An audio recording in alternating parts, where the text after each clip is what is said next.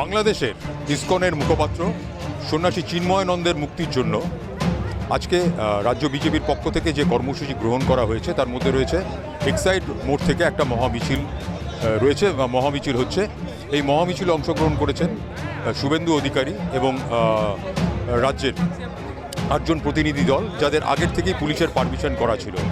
এই মিছিল কিছু কিছু জায়গায় বাধাপ্রাপ্ত হয়েছে, কিন্তু ব্যারিকেড ভেঙে তারা আজকে বাংলাদেশের ডেপুটি হাই কমিশনের কাছে এসেছেন। এই মুহূর্তে তারা বাংলাদেশের হাই কমিশনের অফিসে প্রবেশ করেছেন।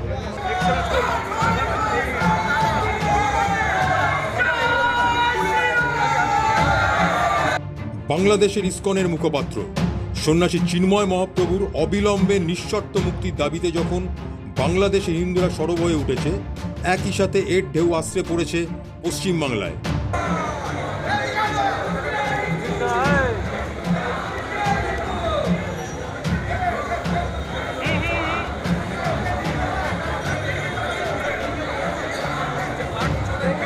সন্ন্যাসী চিন্ময় মহাপ্রভুর এই অন্যায়ভাবে গ্রেপ্তারকে তীব্র প্রতিবাদ জানিয়ে কলকাতার এক্সাইড মোড় থেকে বিজেপির রাজ্য শাখার পক্ষ থেকে এক মিছিলের আয়োজন করা হয়। এই মিছিলে পশ্চিমবাংলার বিরোধী দলনেতা শুভেন্দু অধিকারীর নেতৃত্বে বিজেপির 8 জন প্রতিনিধি উপস্থিত ছিলেন।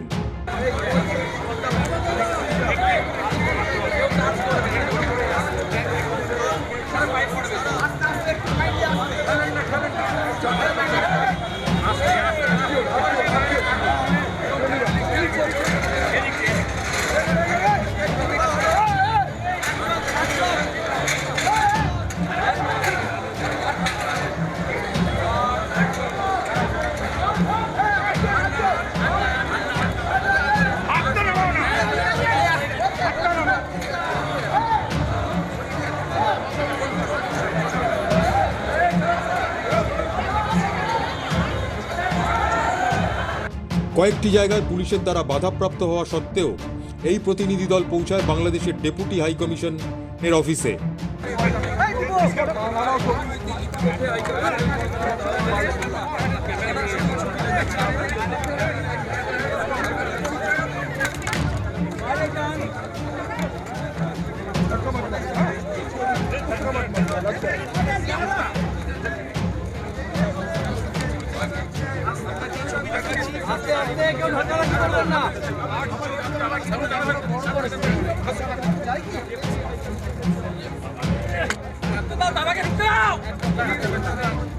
বাংলাদেশ ডেপুটি হাই কমিশন থেকে বেরিয়ে আসার পরে বিরোধী দলনেতা শুভেন্দু অধিকারী বলেন, অবিলম্বে বাংলাদেশিদের ভিসা বন্ধ করতে হবে, প্রয়োজনে তারা ভিসা অফিসে যাবেন।